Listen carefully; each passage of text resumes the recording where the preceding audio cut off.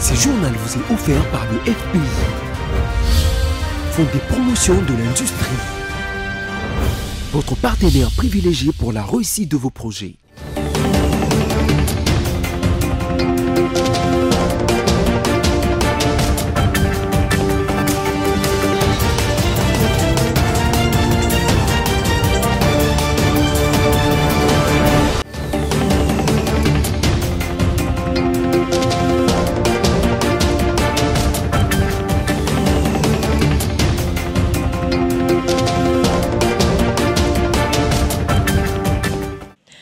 Nouvelle édition du journal sur BSC Télévision. Messieurs, dames, bienvenue. Les sommaires. Une liberté provisoire vient d'être accordée à l'opposant Salomo Kalonda Escadela ce mercredi 27 mars 2024.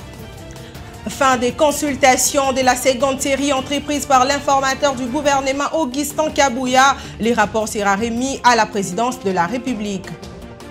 Tunisie, les 4 accusés dans le procès pour l'assassinat de l'opposant Chokri Belaïd en 2013 ont été condamnés à mort.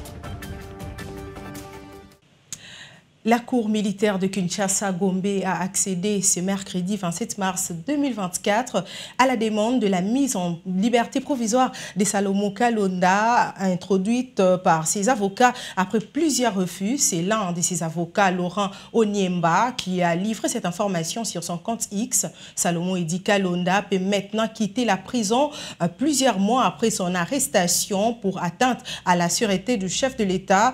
Pour rappel, Edi Kalonda est élu député provincial de Kindu et candidat sénateur à Lubumbashi.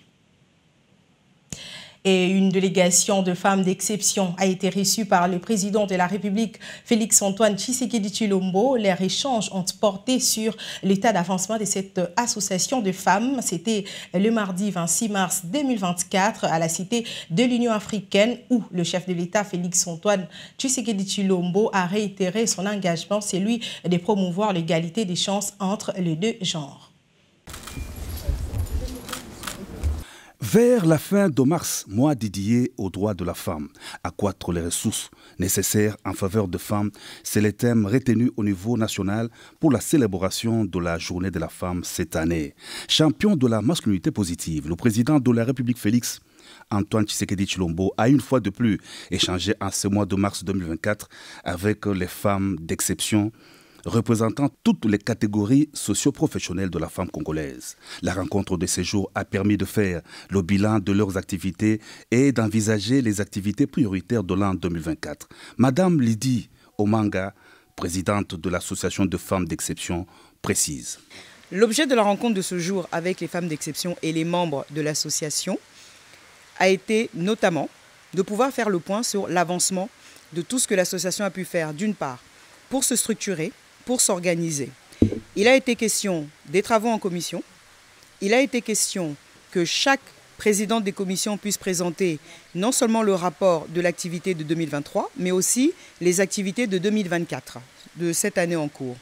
Par ailleurs, nous avons aussi insisté pour que le chef de l'État puisse, encore une fois, c'est vrai, entendre le plaidoyer que nous avons porté, que ce soit pour l'égalité, pour la parité, mais aussi pour la promotion des femmes à des fonctions de responsabilité, mais aussi pour qu'on puisse avoir aussi une sensibilisation des hommes à la masculinité positive. Parce que c'est vrai que vous n'êtes pas sans savoir que le chef de l'État est un champion Iforchi, qu'il est aussi champion de la masculinité positive. Mais ce que nous devons maintenant faire, c'est faire en sorte que ce que le chef de l'État est, que nous puissions aussi avoir de plus en plus de Congolais masculins qui puissent eux aussi non seulement comprendre ce concept, mais aussi l'appliquer. Que ce soit les responsables des entreprises, que ce soit les ministres, que ce soit dans toutes les couches de la société, même au niveau des chefs coutumiers, parce que c'est ainsi que nous allons pouvoir arriver à un changement non seulement des mentalités, mais aussi de la perception de la femme, du respect qu'on doit lui accorder. Aujourd'hui, le chef de l'État nous a rappelé comment est-ce qu'il lui tenait à cœur que nous puissions, à travers le travail que nous sommes en train de faire, pouvoir, si possible, mais nous allons tout faire pour y arriver, renverser les anti-valeurs. Parce qu'effectivement, de ce qu'il a observé, les femmes sont plus à même de pouvoir apporter plus de considération, plus de respect, plus de probité. Et il veut vraiment qu'il y ait de plus en plus de femmes qui puissent prendre la tête non seulement des entreprises, mais aussi au niveau du gouvernement à des fonctions qui puissent être, pourquoi pas, régaliennes, pour que nous puissions être, comme il dit, des femmes miroirs. Les rencontres ont connu une évolution avec comme objectif de présenter au chef de l'État le profil des femmes inspirantes, relever les difficultés qu'elles rencontrent dans le quotidien de leurs actions de management afin d'aboutir à une société inclusive, a dit Ludi Omanga, qui a aussi relevé des résultats obtenus grâce au leadership du champion de la masculinité positive. De 17%, l'on est passé à 28% des femmes au sein du gouvernement et des promotions de femmes sont aussi enregistrées au sein des entreprises publiques de l'État. Et l'actualité, c'est aussi la désignation du député national Christian Mwando Ntimba, désigné président du groupe parlementaire de l'opposition Ensemble pour la République de Moïse Katumbi par ses collègues de l'opposition. Les détails dans cet élément. Au cours d'une réunion tenue au siège du parti politique Ensemble pour la République à Kinshasa, le député national Christian Mwando Ntimba a été désigné président du groupe parlementaire de l'opposition Ensemble par ses pairs de la même famille politique. Devant la presse, l'élite des Moba dans la province du Tanganyika, Christian Mwando a donné les objectifs de ces groupes parlementaires en quelques lignes. Je crois que le groupe parlementaire a comme objectif d'abord de maintenir la flamme de la population, parce que nous sommes quand même les véritables élus, sans contestation, et d'essayer de maintenir le cap pour que l'opposition, la contradiction continue à être présente. Nous serons également les gendarmes des citoyens, les gendarmes de la population auprès du gouvernement et auprès du bureau de l'Assemblée nationale, de manière à ce que tout ce qui est attendu par la population soit rappelé constamment aux gestionnaires, aux gens qui sont au pouvoir, de manière à ce que, tant soit peu, le pays puisse rester sur de bons rails. Nous allons également veiller à ce que notre constitution soit respectée et surtout que notre constitution ne soit pas changée de manière indue. À ses collègues de l'opposition, Christian Mwando a assuré la liberté d'expression et la défense des valeurs démocratiques. Pour rappel, aux élections législatives nationales, c'est la famille politique de Moïse Katumbi qui est la première force de l'opposition avec une vingtaine de députés nationaux élus. Je le disais tantôt, fin de consultation de la seconde série entreprise par l'informateur du gouvernement Augustin Kabouya le mardi 26 mars 2024. Il a clôturé sa mission avec une délégation du MLC conduite par Jean-Pierre Bemba. C'est avec la réception de la délégation du MLC et ses alliés, conduite par le vice-premier ministre, ministre de la Défense nationale et ancien combattant Jean-Pierre Bemba, que l'informateur Augustin Kabouya a clôturé les consultations de deuxième de la série de partis politiques de la majorité parlementaire. Jean-Pierre Bemba dit être derrière le chef de l'État et appartenir cependant à la majorité parlementaire dans les cadres, bien évidemment, de l'Union sacrée de la nation. Rappelons que les deuxièmes parties des séries de consultations ont débuté le 19 mars dernier et ont pris fin le mardi 26 mars 2024. L'informateur Augustin Kabouya a fait savoir que les rapports seront incessamment déposés à la présidence de la République. On évolue dans ces journaux. Dans un communiqué publié récemment, la Banque centrale a fait savoir que la croissance économique de la RDC attendue pour l'exercice 2024 est évaluée à 5,7% contre 7,5% en 2023. Et en ce qui concerne l'inflation, elle s'est établi à 0,33% au cours de la semaine en question sur le marché des changes. Le franc congolais a connu une légère appréciation hebdomadaire à 0,13%, indicatif au marché parallèle. La monnaie s'est stabilisée d'une semaine à l'autre. Néanmoins, la Banque centrale, la balance commerciale, nous disons, a affiché un excédent de 1544,31 millions contre un déficit de 230,40 millions observés en janvier 2023. Le ministre des Infrastructures de la province du Sud Kivu, Gaston Sissawa Numbe, annonce les dispositions prises par le gouvernement, celle de renforcer la paix dans le coin du pays après l'attente de désengagement de la MONUSCO et les transferts de ses responsabilités aux autorités congolaises. En ces derniers saluent l'apport de la MONUSCO dans cette démarche d'installation de la paix. On l'écoute. La contribution de la MONUSCO au Sud Kivu a été énorme. Particulièrement, il y a eu cet effort de paix, cet effort de redynamisation de la sécurité.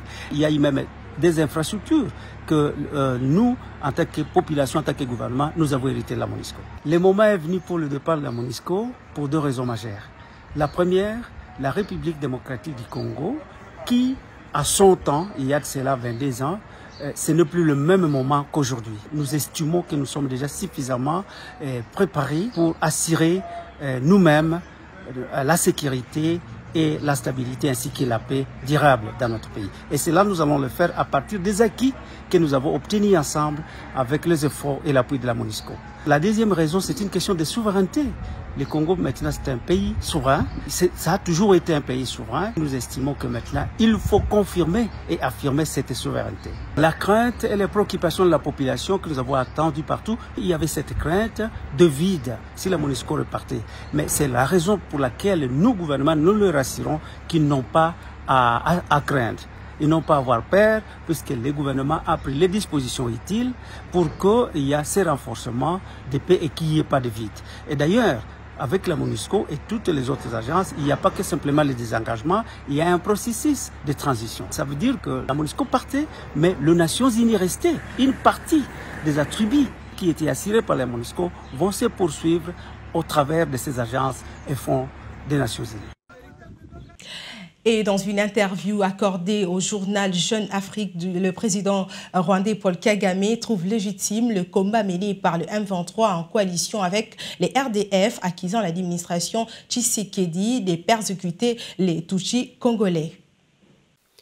Considérés par les autorités congolaises comme les parrains du M23, mouvement terroriste opérant au Nord Kivu, Paul Kagame, président du Rwanda, fustige l'intervention de l'armée sud-africaine en appui aux forces armées de la RDC. Selon lui, les contingents sud-africains déployés dans l'est de la RDC dans le cadre de la mission de la SADC ne devraient pas combattre ces terroristes du M23 qui défendent leurs droits. Dans ces contextes, qui n'est rien d'autre que la dénaturation des faits, Paul Kagame estime que l'Afrique du Sud a donc tort d'appuyer les autorités congolaises contre ceux qui, dit-il, sont victimes des discours de haine, a déclaré Paul Kagame dans l'interview accordée au journal Jeune Afrique. Kinshasa a toujours dénoncé cet alibi utilisé par Kigali pour justifier son agression. L'illusion des grandeurs que s'est fait le Rwanda le pousse à croire qu'il a acquis un droit naturel de se mêler impunément des affaires internes de ses voisins, a condamné la République démocratique du Congo lors de la dernière réunion du Conseil de sécurité de l'ONU sur cette crise en février, estimant que les M23 et les bras armés du Rwanda en RDC et l'accusant d'être une des causes principales de la crise sécuritaire au Nord Kivu, ainsi que dans la région des Grands Lacs. Pour les gouvernements congolais, c'est l'administration Kagame qui bloque les initiatives de paix issues des processus de Nairobi et de Luanda pour mener une colonie d'exploitation et de peuplement en RDC afin de contrôler les institutions congolaises. Et le mardi 26 mars 2024, le gouverneur militaire du Nord Kivu, Peter Chirimwami, a fait savoir qu'il s'observe une diminution de hommes armés dans les camps de déplacés grâce aux mesures prises pour renforcer la sécurité au niveau de la police de protection dans les camps. On l'écoute. Comme vous le savez, après l'effondrement du front de Sake, il y a eu non seulement déplacement de la population, mais il y a eu aussi repli des hommes armés. Il y a eu notamment aussi les déplacements des dépendants des hommes armés, ce qui fait qu'on a observé depuis un moment la présence des hommes armés dans le camp des déplacés. Et nous avions pris des mesures.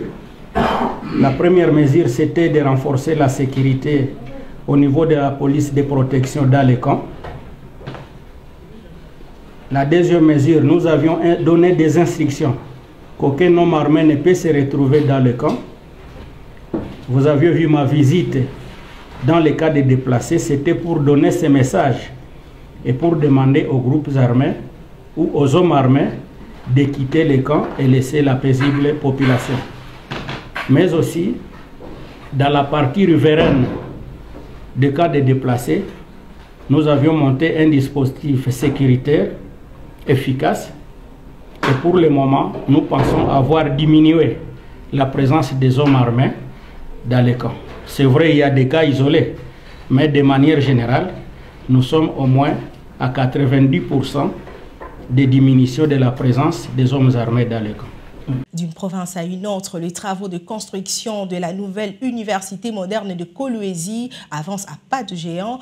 Sachez que 4 hommes sont déjà presque finis car il ne reste que les travaux de finissage. Pour rappel, c'est un projet initié par Fifi Masuka, le gouverneur.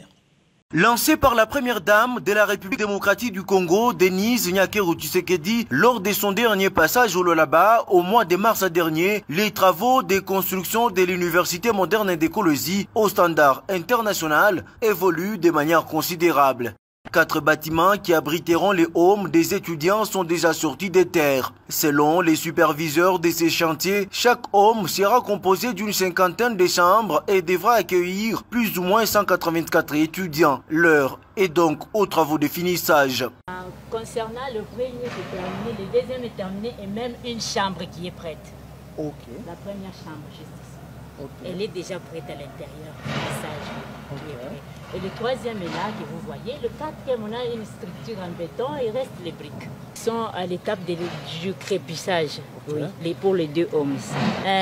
Dans lequel il y aura un 184 étudiants par homme, 4 étudiants par chambre. L'entreprise à pied d'œuvre procède également à la pose de la fondation pour les 5 blocs des auditoires modernes avec une capacité de 200 étudiants par auditoire, une bibliothèque, des laboratoires et bien d'autres compartiments. L'honorable Fifi Masuka Seni ne lésine pas sur les moyens afin de permettre à cette entreprise de terminer ses travaux dans les délais impartis. En initiant ces projets, Fifi Masuka Seni veut doter les étudiants lualabais des infrastructures viables pour une formation adéquate conformément à la vision du président de la République, Félix Tshisekedi Tshilombo, qui veut voir émerger une classe d'élite des jeunes du Congo-Kinshasa. Riche en lycopène, en vitamine A et en acides gras instaurés, favorisant la bonne mémoire parce que ça contient un peu de vitamine B. Le noix de palme sont une source de nutriments qui aident au développement du corps humain. Suivez les autres bienfaits de noix de palme dans ces récits. Dans de nombreux pays d'Afrique, la graine de palme sert de base à la préparation de la sauce graine. La pulpe du fruit donne l'huile de palme servant traditionnellement d'huile de cuisson des nombreux mets africains. Les palmiers à l'huile sont des arbres semblables aux cocotiers. Ils peuvent atteindre 30 mètres de haut dans la nature et 15 mètres en culture. Les fruits sont charnus semblables à de petites prines rougeâtres réunies en grosses grappes. Les palmiers nécessitent un climat tropical humide avec une température annuelle moyenne de 26 degrés Celsius dans l'idéal. Originaire d'Afrique occidentale, l'huile de palme fut depuis des temps immémoriaux la principale matière grasse dans l'alimentation des populations côtières de l'Afrique tropicale. Les palmiers à l'huile est cultivé aujourd'hui dans une vingtaine de pays du monde et l'Afrique produit moins de 4% de la production mondiale. L'huile de palme rouge, c'est-à-dire non raffinée ni traitée, est l'alimentation naturelle les plus riche en carotène. Elle contient environ 15 fois plus que la carotte. C'est également, après l'huile de germe de bleu, la deuxième huile la plus riche en vitamine E. Les noix font partie des fruits secs les plus consommés dans le monde. on peut les inclure dans de nombreuses recettes, mais certains préfèrent les consommer dans leur état naturel, car elles sont rassasiantes et ne nuisent pas à la santé. Depuis, l'apport des noix en protéines et en fibres est significatif. L'assimilation de ces nutriments est clé pour jouir d'une bonne santé. De plus, l'apport des noix en protéines et en fibres est significatif. L'assimilation de ces nutriments est clé pour jouir d'une bonne santé. Je le disais au titre, 4 accusés dans le procès pour l'assassinat de l'opposant de gauche tunisien Chokri Belaïd en 2013 ont été condamnés à mort. L'annonce a été faite ce mercredi 27 mars 2024 à la télévision nationale. Un magistrat du pôle judiciaire antiterroriste. Il s'agit du tout premier verdict prononcé dans cette affaire qui avait choqué les pays. Son assassinat en février 2013 avait provoqué une onde de choc dans tout le pays. Avocat, militant des droits de l'homme, figure de la révolution de Jasmin, toute sa vie, Chokri Belaïd l'a passé à lutter pour une Tunisie plus démocratique et égalitaire. Ces funérailles qui ont rassemblé des milliers de personnes se sont transformées en manifestations. Semaine après semaine, les partisans de l'opposant ont réclamé justice après son meurtre par balle devant sa maison. Suite à la chute de Ben Ali et l'arrivée au pouvoir des islamistes d'Ennahda, dont il était très critique, Chokri Belaïd avait repris le combat. Pour lui, la révolution n'était pas terminée. En 2011, nous étions là pour protester contre l'exploitation, l'oppression, l'injustice, la paupérisation et contre le chômage. Aujourd'hui, nous arrivons sur l'avenue Habib Bourguiba pour dire que les gens qui ont libéré cette avenue devraient poursuivre leur travail pour se libérer de l'oppression, se libérer de l'appauvrissement et de l'exploitation. Infatigable défenseur d'une société laïque, le fondateur du mouvement des patriotes démocrates aurait été tué par des djihadistes. 11 ans après les faits, 23 personnes comparaissaient pour cet assassinat, devenu un symbole de la violence politique en Tunisie. On en est au rappel de principaux titres à présent. Une liberté provisoire vient d'être accordée à l'opposant Salomo Kalonda Escadela ce mercredi 27 mars 2024. Fin de consultation de la seconde série entreprise par l'informateur du gouvernement Augustin Kabouya. Le rapport sera remis à la présidence de la République. Tunisie, les 4 accusés dans le procès pour l'assassinat de l'opposant Chokri Belaïd en 2013 ont été condamnés à mort. Fin de ce journal, messieurs, dames. Merci de l'avoir suivi.